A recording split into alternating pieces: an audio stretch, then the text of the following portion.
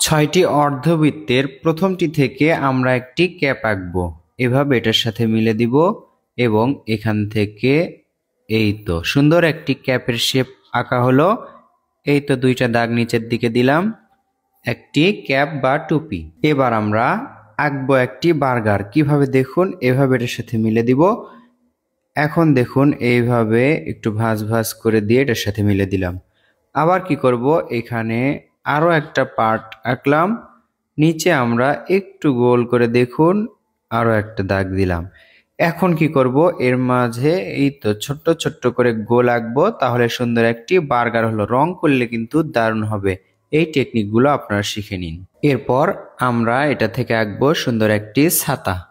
ছাতা আঁকা কত সহজ দেখে নিন, শিখে নিন এবং অন্যকেও শেখান।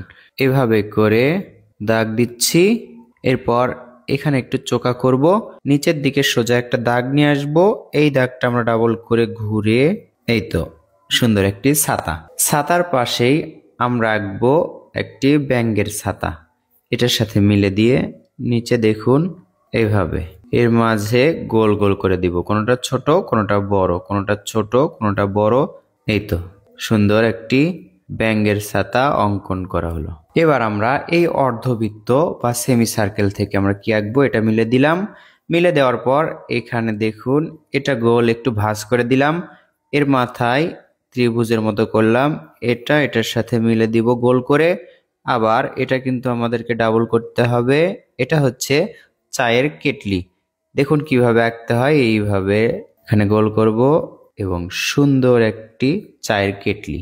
6টি সুন্দর ড্রয়িং আপনাদেরকে দেখালাম। আশা করছি আপনারা এটা থেকে শিখতে পারবেন। ছোটদেরকে এইভাবে আঁকতে বলবেন, তারা এভাবে ভিডিও দেখবে এবং আঁকবে, ড্রয়িং এর প্রতি আগ্রহী ভাব প্রকাশ করবে।